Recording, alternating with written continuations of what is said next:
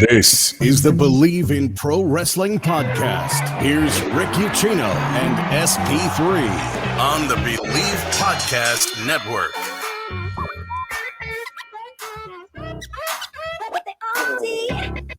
Yes, good Thursday morning and welcome to every card-carrying member of the AEW Galaxy.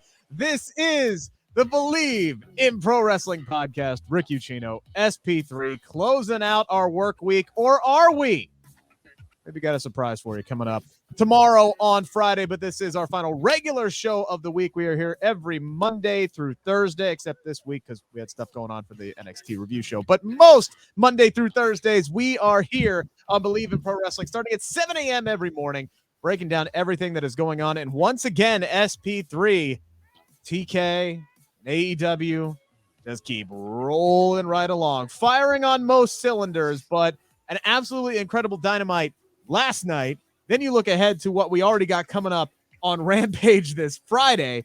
First off, did you hear the damn pop for a face-to-face confrontation? Not even a match, just a graphic showing a face-to-face confrontation between Hook and Danhausen on Friday. I mean, Hook.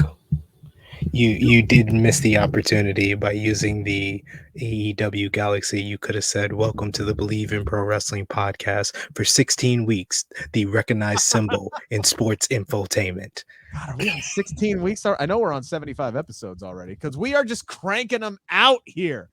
But my God, Friday stacked. Last night was stacked. Next Wednesday is already stacked. We're finally getting Deonna Purrazzo on AEW television. She's defending her Ring of Honor. Well, actually, they're unifying the Ring of Honor championships next week. So my goodness, just a lot going on. And hell, the headliner last night, we have officially a world title match, and we have a new TNT champion in Scorpio Sky. SP3, was that a make good last night? Did they just make that one up to us?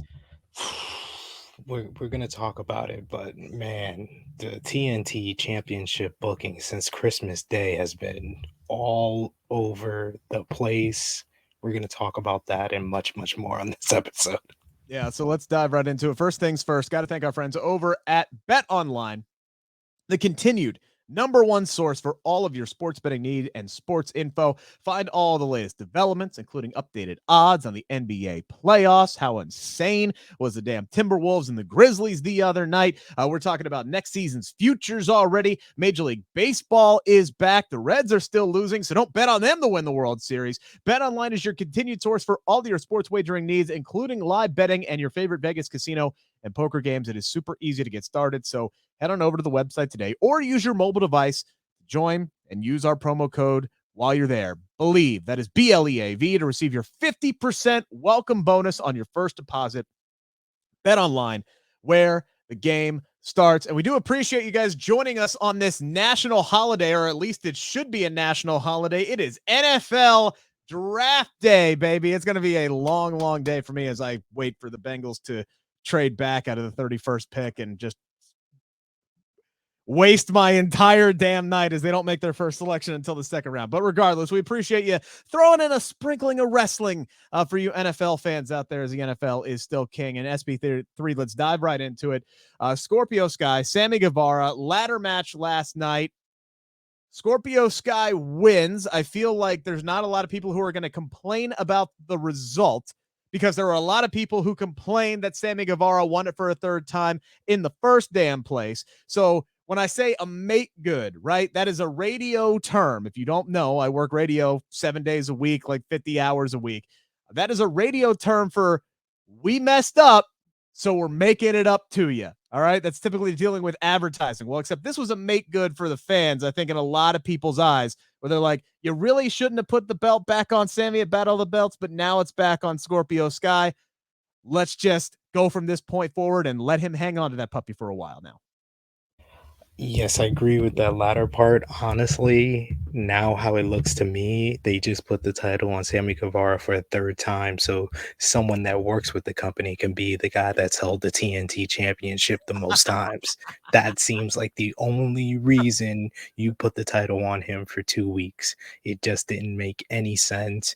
I said at the top of the show, and I'll say again, the booking of the TNT Championship, it was one of the best booked titles for much of its existence, from Cody having it with the open challenges. Like I said before, when Scorpio first won the title, like, Cody was a great first champion, establishing the open challenges, getting guys jobs like Eddie Kingston, Ricky Starks, Brody Lee squashing him, made him a bigger star than he's ever been in his career. Then Cody winning it back to transition it to Darby Allin and make Darby Allin a star, and he becomes a ratings draw. Then you give it to Miro, who does the best character work of his entire career as God's favorite champion and the Redeemer.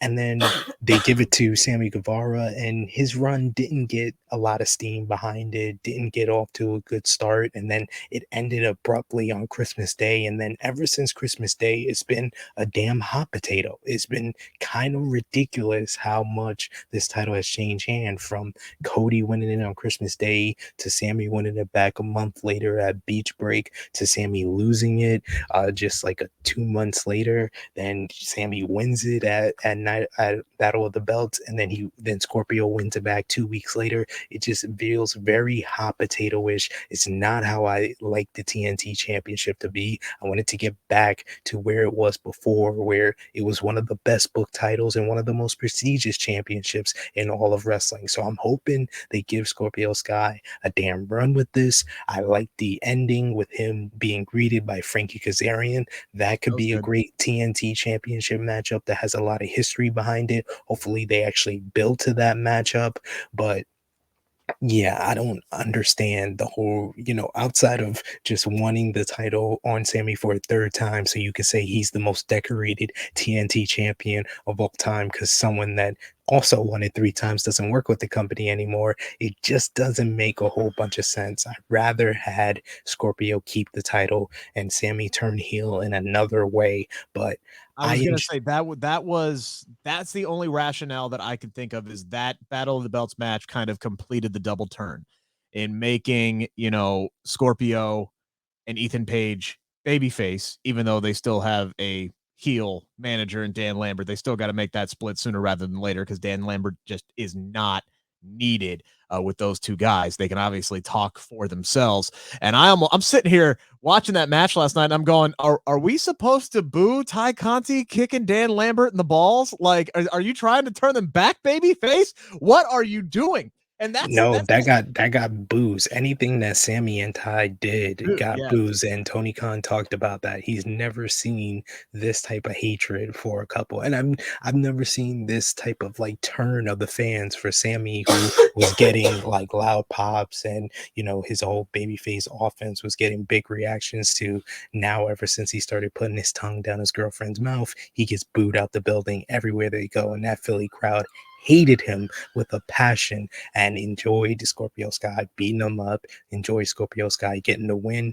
And this was a good main event matchup. If it wasn't for two things, I didn't need as much Paige Van Zandt and Ty Conti. It was way overbooked. It was way overbooked. Yes. They should have kept it about these two guys, because when it was these two guys, it was going off on a great match. Like, it was on their way to a great match. The Spanish Fly on the barbed wire ladder, the nice little subvert of expectations, where Sammy sets up for the springboard cutter like he did on Cody at Beach Break, and Scorpio catches him with the cutter in midair. They had those two great spots, and then Paige Van Zandt and Ty Conti got involved, and it just became about them more than the two guys that were actually in the matchup. I did not need that type of overbooking. And then the finish, like, they had a perfect finish. Sammy too cocky, taking his time to retrieve the title, and Scorpio pushes over the ladder, and he lands on a barbed wire ladder from 20 feet in the air.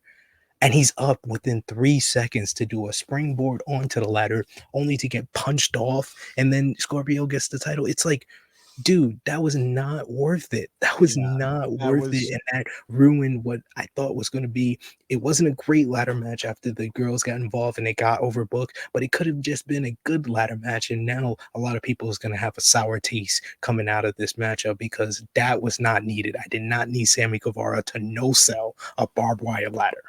Yeah, that was like the equivalent of one false finish too many. That's like a dude eating somebody's finisher, kicking out before the 3 count, and then getting rolled up and pinned, right? And like that's the finish that you decided to go with. That's the exact same thing that they did. Now, I will say this, having been in the ring and taken a pretty damn bad bump and popping right back up, adrenaline is a hell of a thing, and you could almost pass it off as that.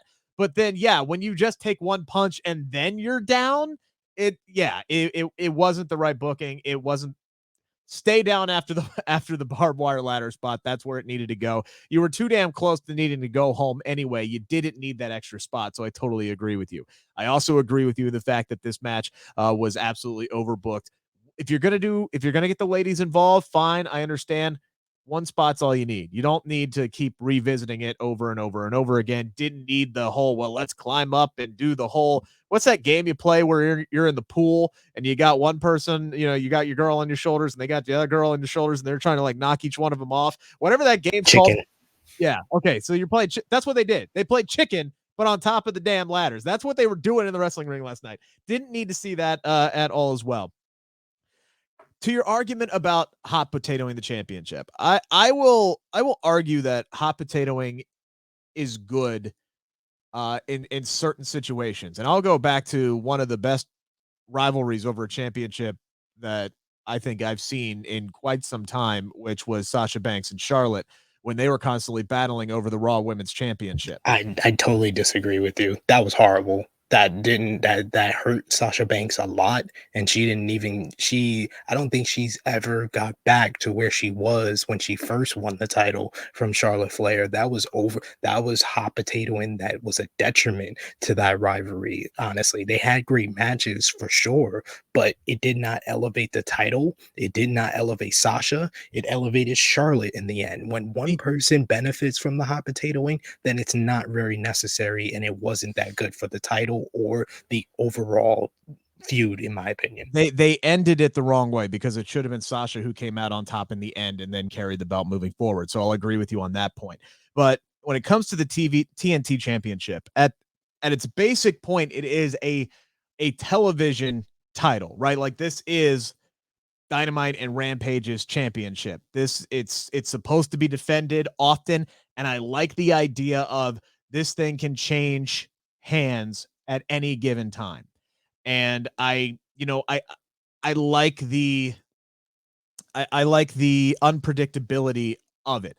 I had no clue who was winning this match last night. I had no idea. And I like that. I do like that aspect of it. But if at the end of the day, you had to put the title back on Sammy Guevara just for him to drop it 2 weeks later to Scorpio Sky after Scorpio had a year-long undefeated streak, and you ended his year-long undefeated run just to put it back on him 2 weeks later, and the only thing you really got out of it was kind of solidifying a double turn that was already on the way there. Yeah, I don't know if he made the right call. So I understand the criticism of all of it. But at the end of the day, Scorpio Sky is now a 2-time TNT champion. Looks like we're going to get him and Frankie Kazarian. Looks like maybe we can finally move on from Sammy and Scorpio. Hopefully, maybe, kind of, sort of. No, fingers crossed. We're getting this mixed tag team match at Double or Nothing. That was perfectly clear coming out of this ladder match that's going to be the real blow off to this rivalry, that we're going to get Scorpio and Paige Van Zandt versus Sammy and Ty at Double or Nothing, most likely. Well, I know what exactly we're getting at Double or Nothing. It is officially official. Hangman Adam Page, CM Punk for the AEW World Championship. It is official, as Adam Pearce would say, even though he's in the other company. It was a shame that Hangman came down with COVID, was not able to be on the show last night. If you were wondering where he made that announcement on Twitter hours before the show started. So I didn't necessarily hate how they kind of pivoted and had CM Punk, who's going to be on commentary for Dax and Cash, which we'll get to coming up here a little bit in the 5 count. Great match there last night.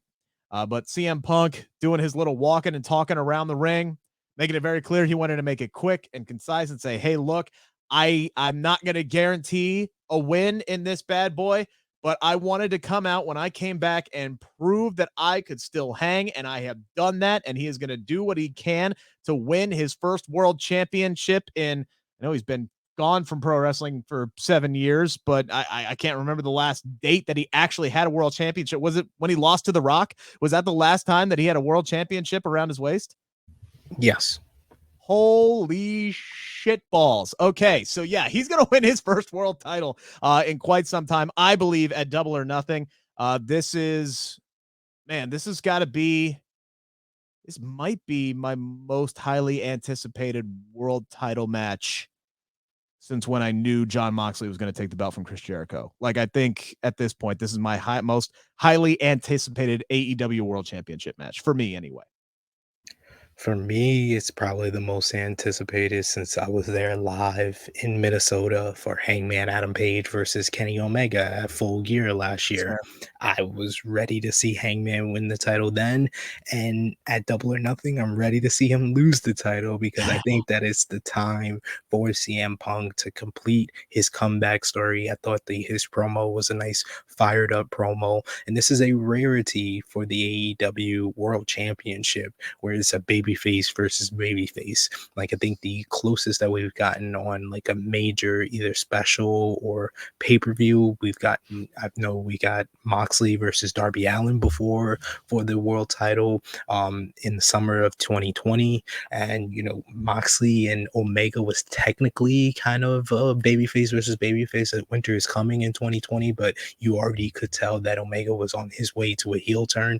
So this feels like the first one that's at an actual pay-per-view, babyface versus babyface. Can't wait to see these guys interact more. We got the little stare down last week. Hangman Adam Page couldn't be on this show. Hopefully he has a speedy recovery, gets over his bout with COVID, and he can be back on next week's show, and we can see these guys interact on the mic, because I want to see this new confident Hangman Page confront CM Punk, a guy who says win or loss, he's going to be in the fight for of his life.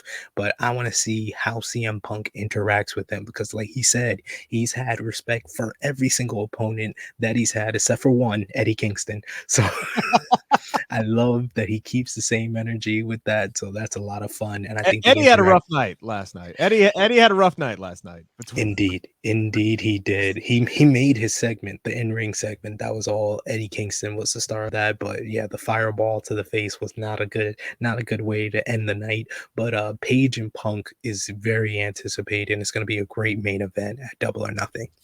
I can't, like I said, I'm very excited for this match, but I think the thing that I'm most excited for is the moment right before the match starts, because I'm expecting that Rock Hogan-esque kind of like just stare down between Punk and Hangman, and then you just have that entire arena losing their damn minds, because unless they do a turn within the next month or so, this is going to be a major babyface versus babyface. You have your top two over singles competitors right now in the company squaring off. The honeymoon phase for CM Punk is still strong. They still love this man.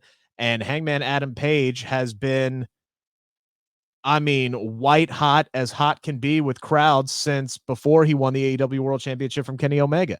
So the electricity alone for the few seconds before these two lock up is worth it alone for this damn match, and I can't wait to see it. One thing that I was very happy to see last night was a fully reunited, unified Death Triangle. Rey Fenix returning from injury last night to confront House of Black. Just hooked this match into my veins. This trios match between these 6 guys. Holy hell. But man, I remember when Fenix got hurt, when he flew off of the apron through the table and just landed really, really badly on that arm, and you could just see it instantly. I'm happy he's back. He's one of the best overall performers. Maybe not the best. We'll get to that coming up in the in the 5 count, but he's one of the best overall performers that they got, man. I'm so happy to see him back and healthy. Yeah, Rey Fenix is the best high flyer in the world. I mean, his high flying is probably why he gets hurt so much, but I'm glad to see him back, and I'm very excited for Death Triangle versus House of Black. I feel like House of Black has been stagnant for all the people, like, we talked about, I think it was last week, with all the people that were saying, Andrade El Helio needs to be booked better, hasn't been booked that well. I think Malachi Black has been booked worse since that Cody feud. He looked like he was a world beater in the Cody feud, and then he came out of it, and he's been kind of stagnant because they've been waiting to pull the trigger on House of Black versus Death Triangle. So hopefully we either get that on a big episode of Dynamite or Rampage, or hopefully they can build it up, build the heat up, so we can pay it off finally at Double or Nothing.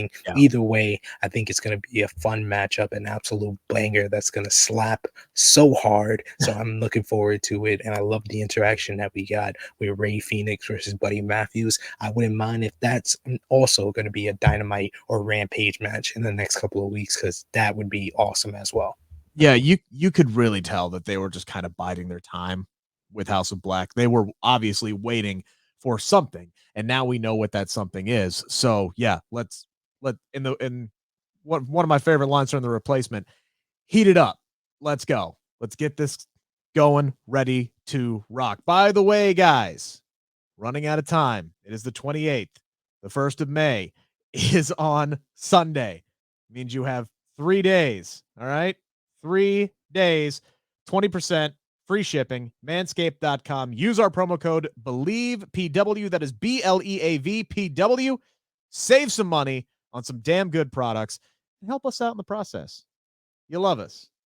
Pound the subscribe button while you're there. Pound the thumbs up button while you're there. And let's dive into the 5 count SP3, shall we? It's time to answer the 5 count on the Bleav Podcast Network.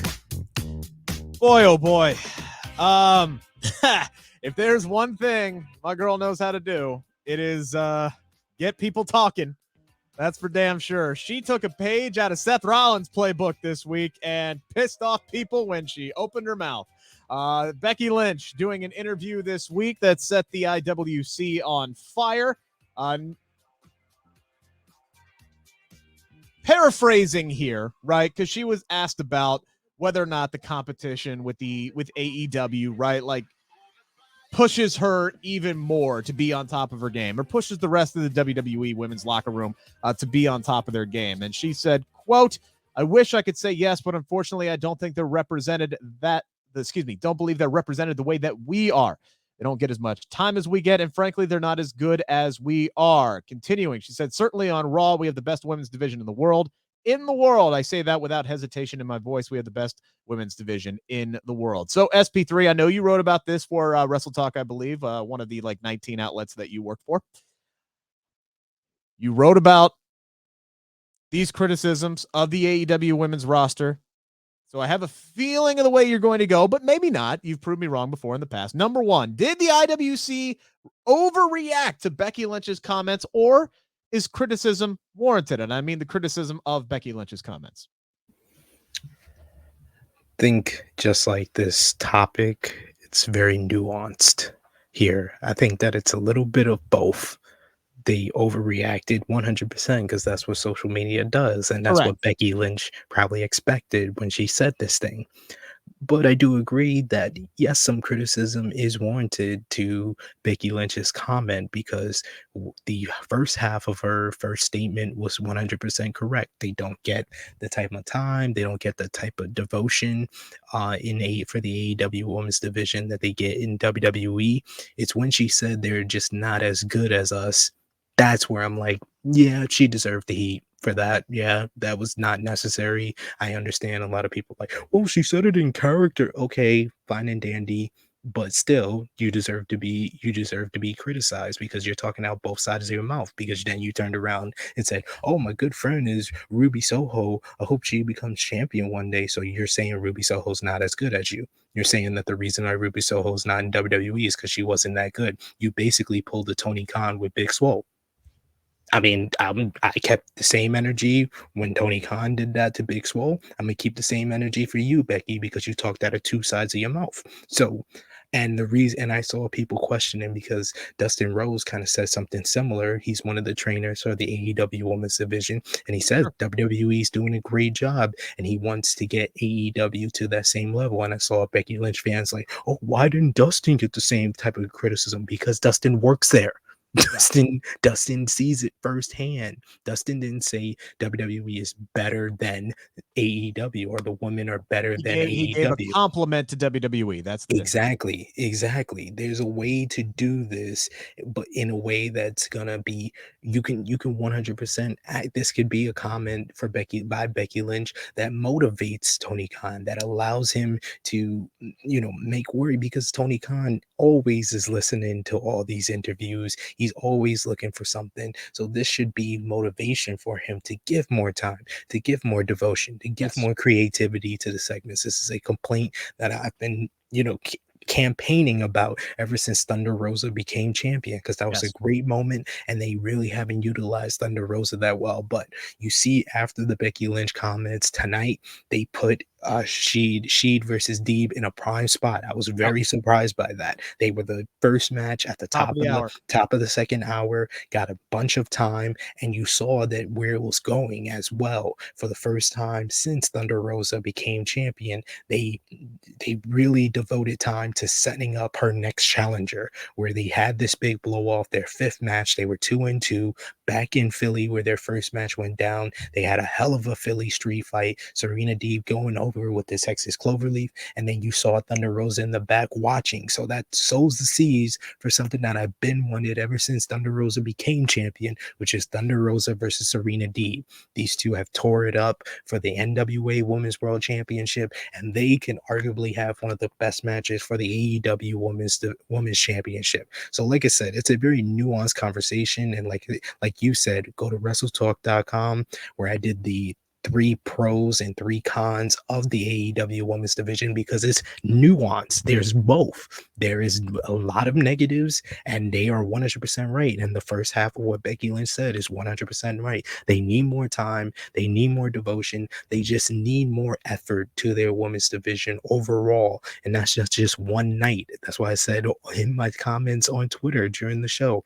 that I hope that this is the start of a trend where they put the women's matches in a prime position, whether that's in the first hour or the top of the second hour, not after 9:30 in a time that always is going to get low ratings, because that's the quarter that gets the low ratings, and they put all the women's segments in that one quarter. They Bam, bam, put bam, that bam. Back to back to back exactly, to back, and then exactly. done and out of the way. Yes. Exactly. Tonight we saw a difference. We saw in the first hour, they gave us the same type of, layout for the Tony Storm and Jamie Hayter, but they added Britt Baker, they added Ruby Soho, and all the ladies had very standout lines. This was their best backstage promo segment that they've had so far, because you had Ruby Soho going at it with Britt Baker, acknowledgement of the past when she came in and how Britt and Jamie Hayter treated her. The nice little line at the end by Britt Baker, like, "We got no time for you guys. We're gonna go to Ruby Soho's home, which is catering," which is Catering. Yeah.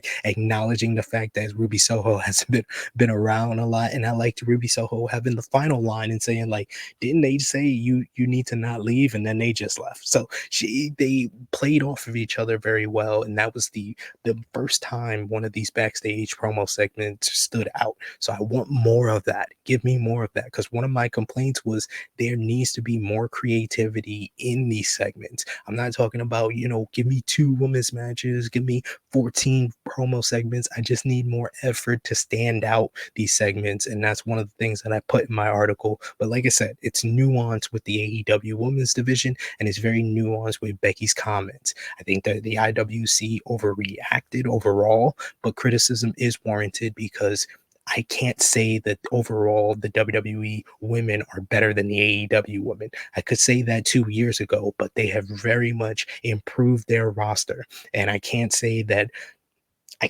entire WWE Women's Division is better than people like Thunder Rosa, Britt Baker, Tony Storm, or Ruby Soho, or Jamie Hayter. Or I can list about 5 or 6. No one on WWE outside of Bianca Belair is a bigger star than Jade Cargill or exudes star power like Jade Cargill. It's her and Bianca Belair overall in women's wrestling today who exude star power like that. So there is a better way to say this, but I think she did make some valid points in her statement.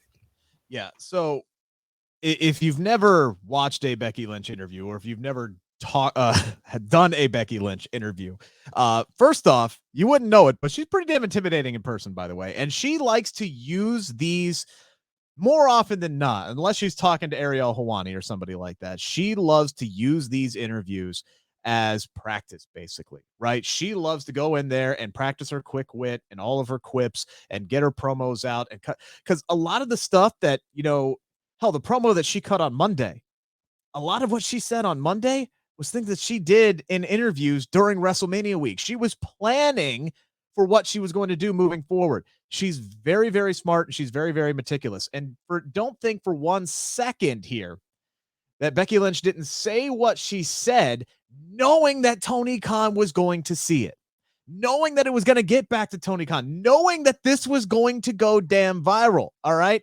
This is a controversy-driven business, and whether it's in her company or AEW's company, she does have friends over in that locker room. She does watch the product. She knows and sees all the same valid criticisms that many of us have been talking about the AEW women's division. So in her own way, and I truly, honestly believe this was Becky's way of hopefully helping out her friends over in the AEW locker room by kicking Tony Khan in the balls there a little bit. Now, to your point, your credit to her saying that the WWE women's locker room is better than the AEW women's locker room, I don't necessarily agree with that either. But at the same time, what the hell else is she going to say, man? Of course she's going to say that because she works in WWE. She's on the Raw women's locker room. That's exactly what she's going to say. It's no different than Seth Rollins coming out there and saying, oh, we don't need Will Ospreay because we already have a better version of you in WWE and Ricochet. It's the exact same thing. They're just going to bat for the company that they work for, because you want to know why? They freaking have to, because they work for WWE. So I think this is mostly an overreaction, and this is something that what we have talked about before. Very, very valid criticisms. But the thing that I take issue with, and again, it's not necessarily how or what Becky said. It's the fact that WWE is not flawless at all. They're not. They could definitely be doing better. I don't think anybody has created more memorable and marketable moments for the women's division than WWE has. I don't think they have made more household names and mainstream stars as far as women's competitors are concerned than WWE has. I have spoken with, you go out and you talk to people who don't watch wrestling on a regular basis. There are more and more people who know who Charlotte Flair is. There are more and more people who know who Sasha Banks is, and they know who Becky Lynch is. So WWE is doing a great job in that regard.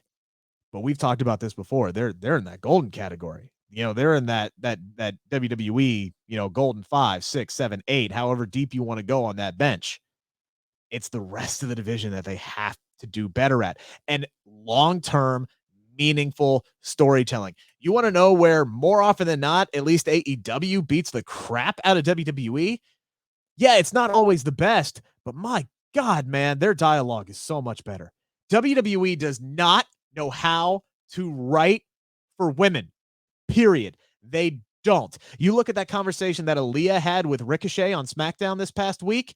That is not a normal conversation that people have. Not one coworker to another, not a male to a female. That is not how people talk to each other.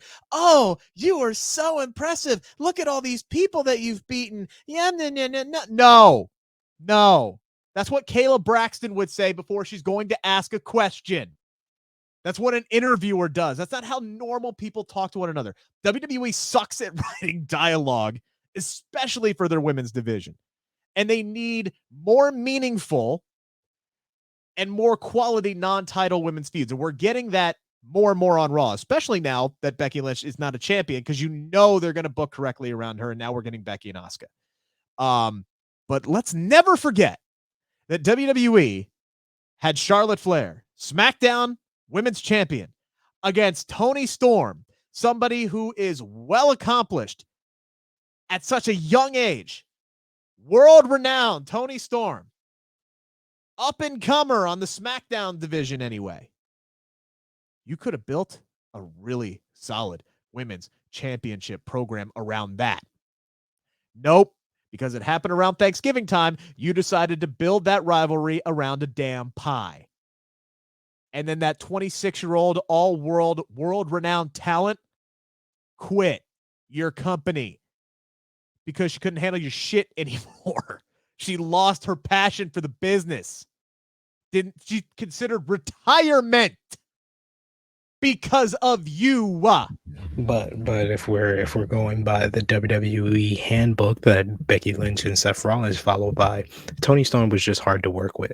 She was just difficult to work with. That's what they always say. That's what the company line. That's why I'm saying criticism is warranted, because if you want to play by the WWE handbook, criticism's going to come with that. So sure.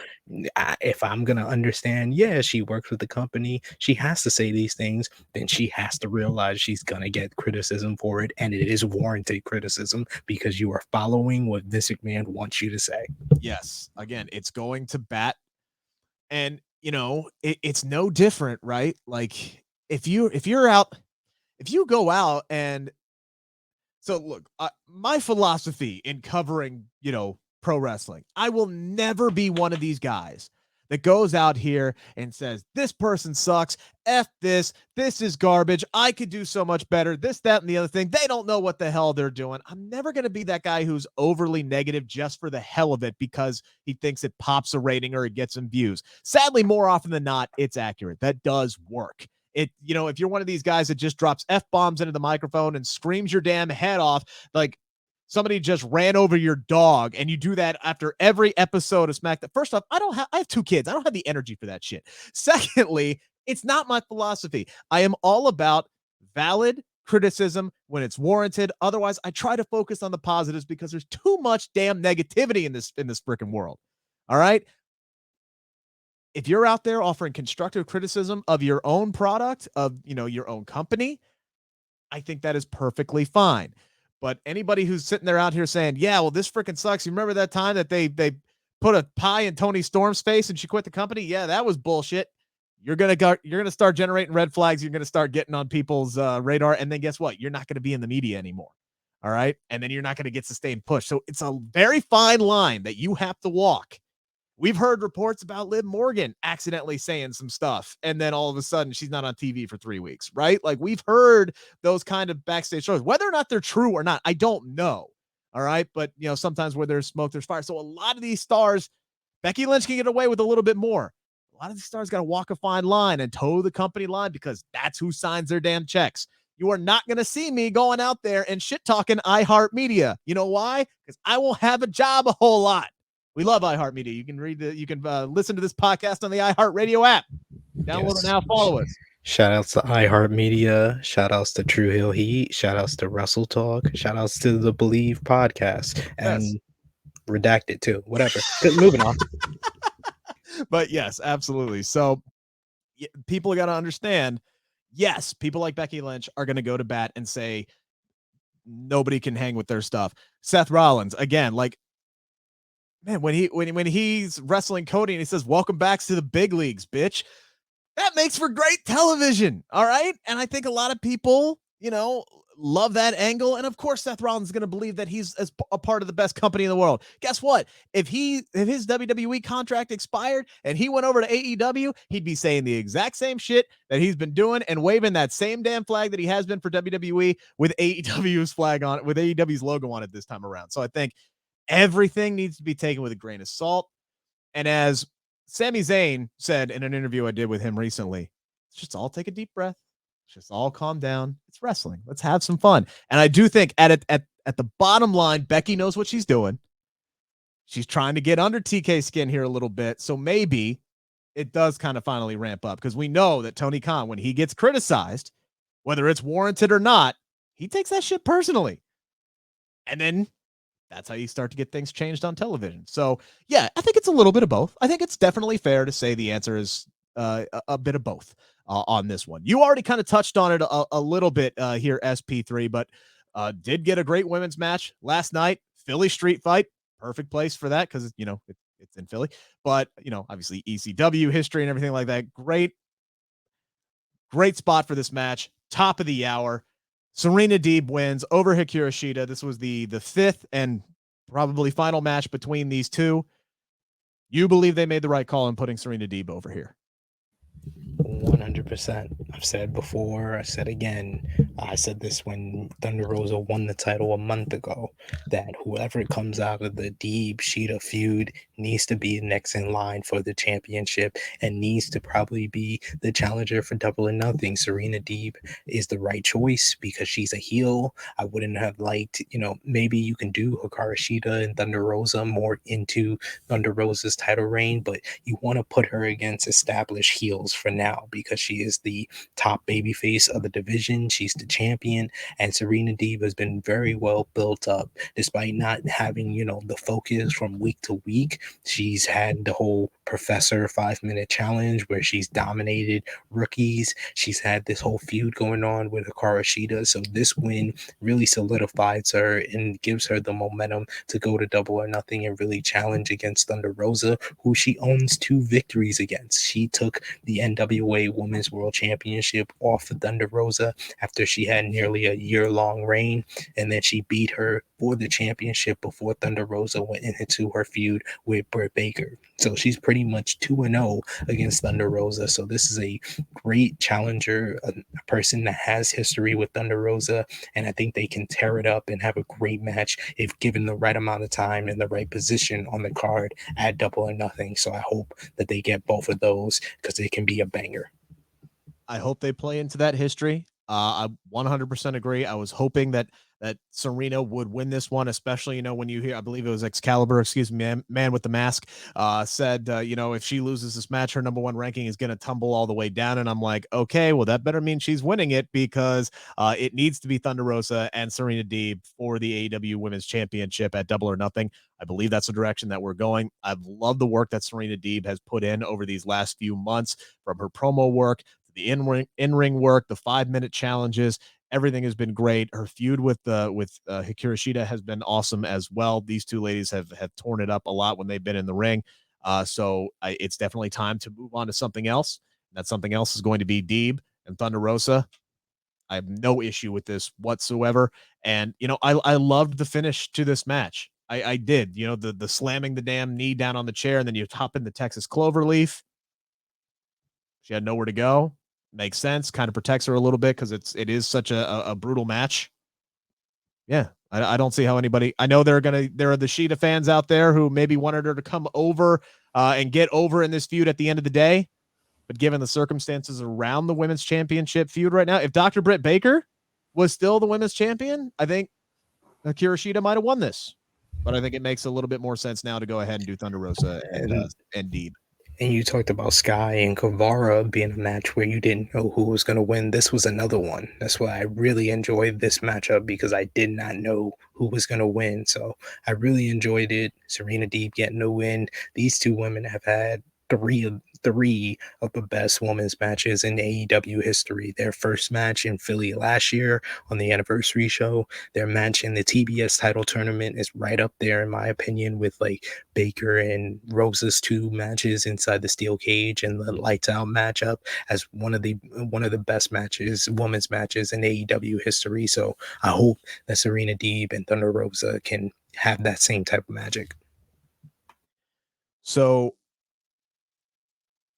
there are reasons why you should watch the Bleav in Pro Wrestling podcast here on the YouTube channel, or listen to the podcast again on the iHeartRadio app or wherever you can get your podcast. Because had you tuned in to my interview with one Wardlow, you would have been tipped off that this man was about to unleash some pretty awesome things in the wrestling ring. And I was giddy as a schoolgirl last night when we finally got to see a little bit of that. The flying head scissors from Wardlow last night, the swanton bomb from the growing up Jeff Hardy admirer, Wardlow. That interview is still available here on the Bleav in Pro Wrestling podcast, so check that out. Also wrote about it for Cage Side Seats, but I saw everybody losing their damn minds when Wardlow started doing all this high flying stuff, and I'm like, oh boy, you all did not read my article for Cage Side Seats then, because I told you that this was coming when I talked to the big man last night.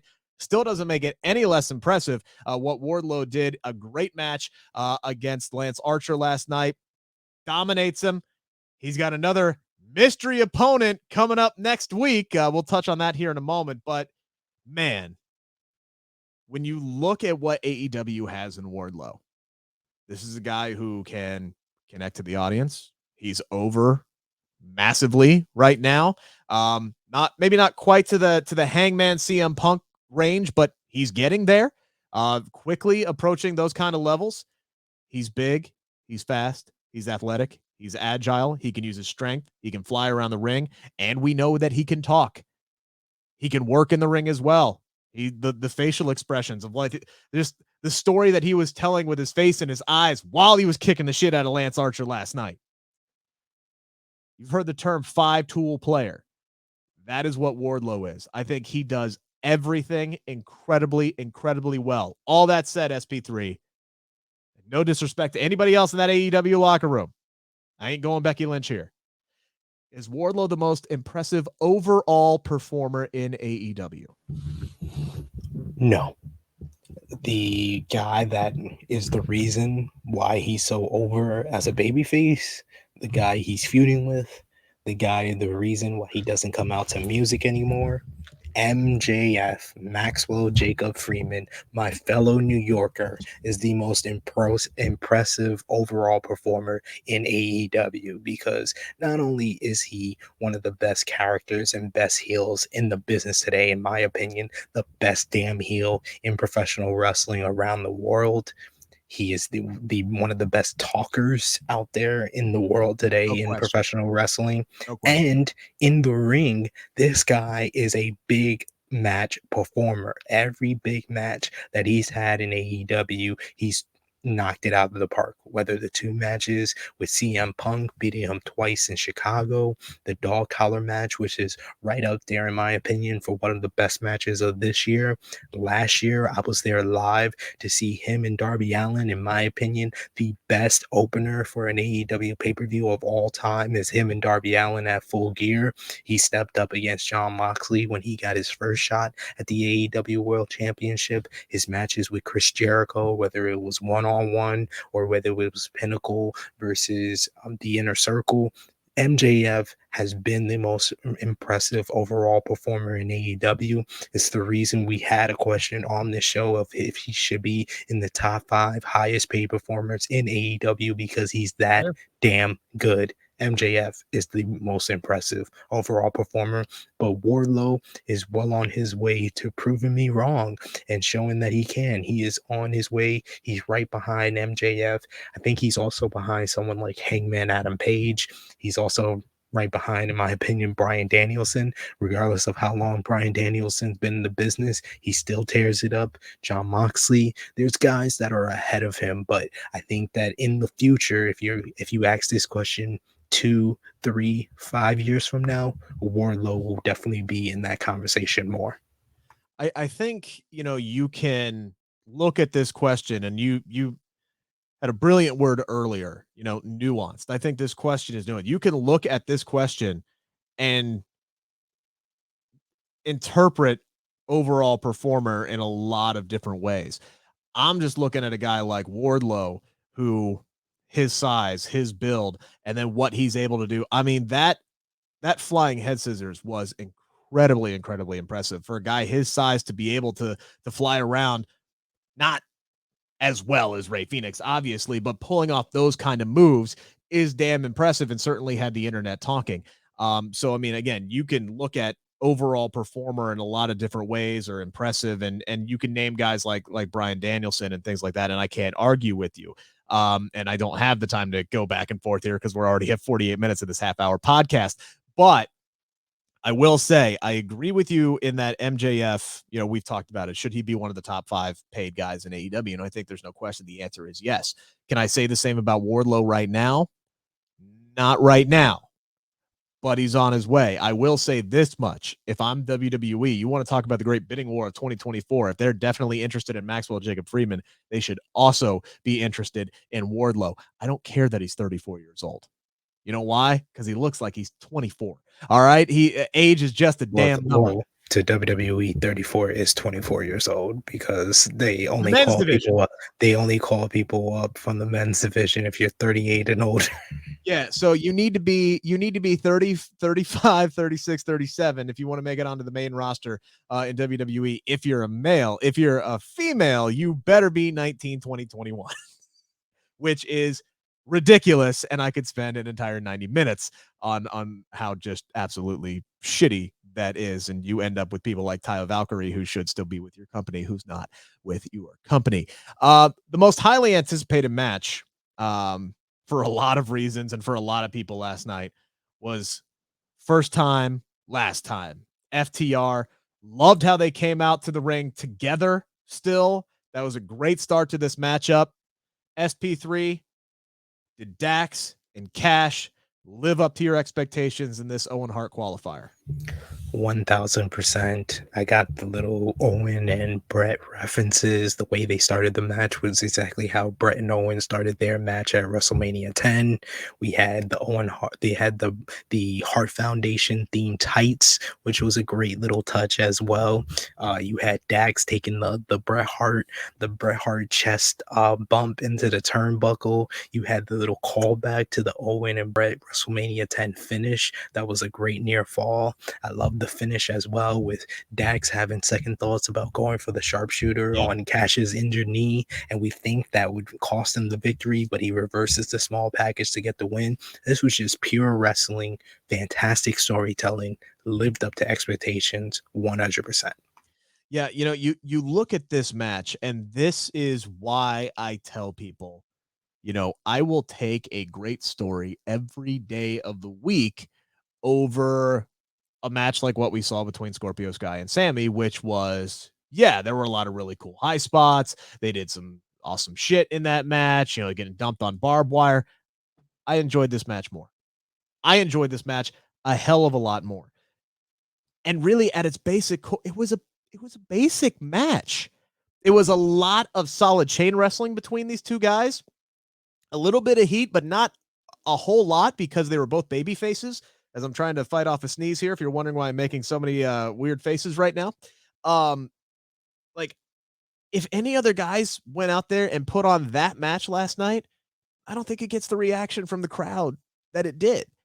Because, like, honestly, I'm watching that match kind of unfold, and I'm going like, I've done a lot of that same, me, personally, I've done a lot of that same stuff in rehearsal matches with a guy named Adam Rorges. All right. Me and him did that a lot. Jimmy Yang put us through the chain wrestling ringer a lot, doing much of that first half of that match.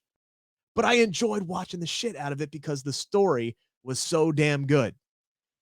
And yes, it was a very basic, it was kind of like a love letter to classic pro wrestling is what that was last night. And the story between the two guys, and I thought CM Punk added a lot on commentary last night for this match, making comments like he just pile drived his tag team partner. At what point do you say, okay, this ain't worth it because I may have just put my own dude out of action by injuring his neck? Added a lot more story on top of everything, even though he made a clear cut that he doesn't like these guys because they roll with the Pinnacle. Even though they haven't really been rolling with the Pinnacle as of late. But, again, going back on history, that's a big thing that CM Punk had. The story made this match.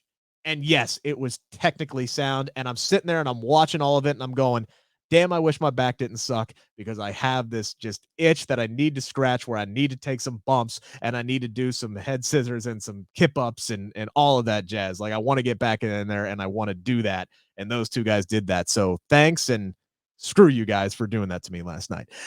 Real quick, because we are running out of time. The last one here, Sid, I saw your tweet for the True Heel channel. So I'll go ahead and ask you here.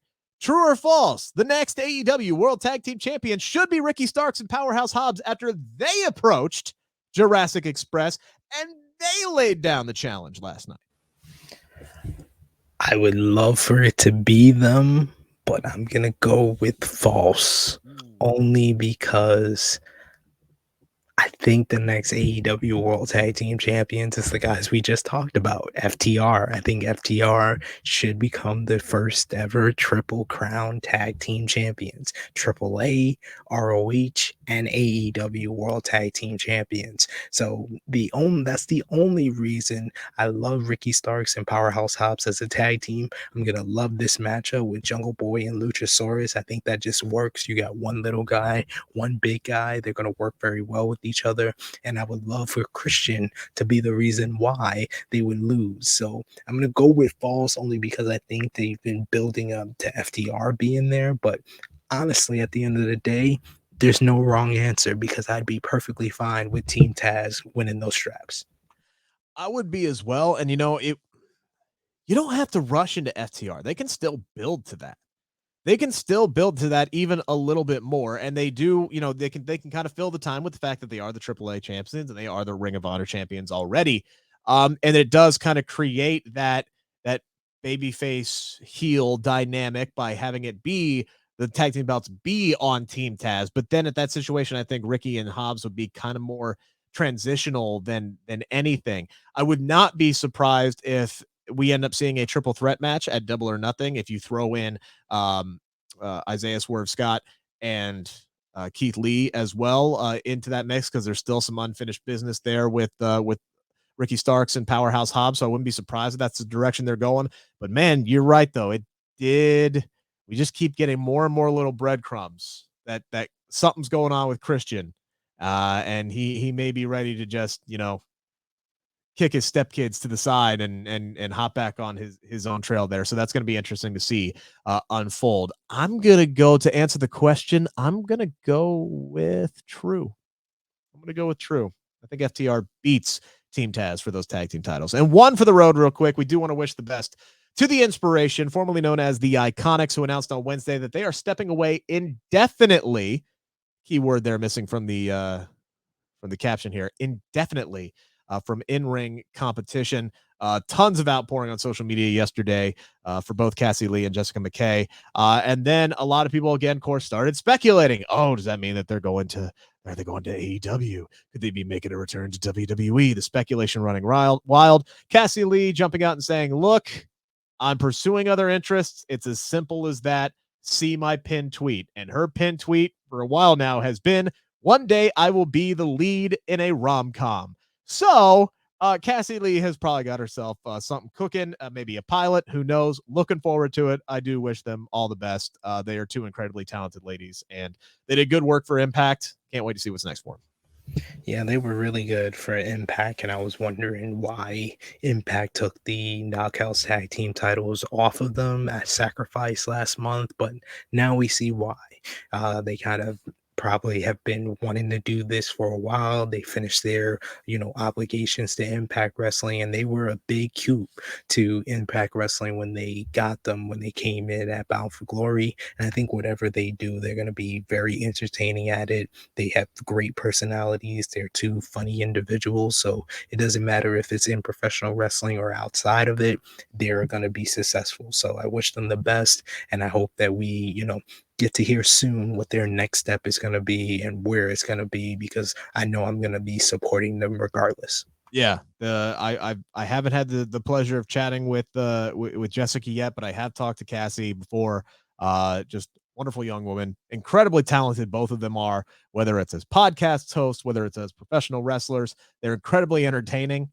So yeah, if they got a shot at Hollywood, if that's what Cassie is clearly hinting at here, I think they're going to be just fine. And hey, they can always come back to the wrestling ring whenever there will be a place for the Inspiration, the Iconics, whatever you want to call them, one day down the road. We appreciate you guys listening to all 58 minutes of this half-hour podcast today. I thought we would be good enough to, stick in that 45-minute zone, but damn it, Tony Khan just keeps giving us too much good shit to talk about. We didn't really even talk about Jericho Appreciation Society.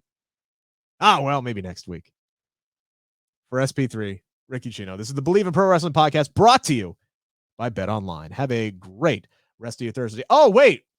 By the way, spoiler, got Maria Kanellis on the channel tomorrow, 7 a.m. dropping. That'll be good. Opening up her new promotion, talking about women's. What a great week with all the headlines and conversations around the world of women's professional wrestling to talk to Maria Kanellis, who's launching her own women's promotion. Yeah. 7 a.m. tomorrow. Enjoy it, folks. Subscribe. Bleav in Pro Wrestling podcast brought to you now by Bet Online.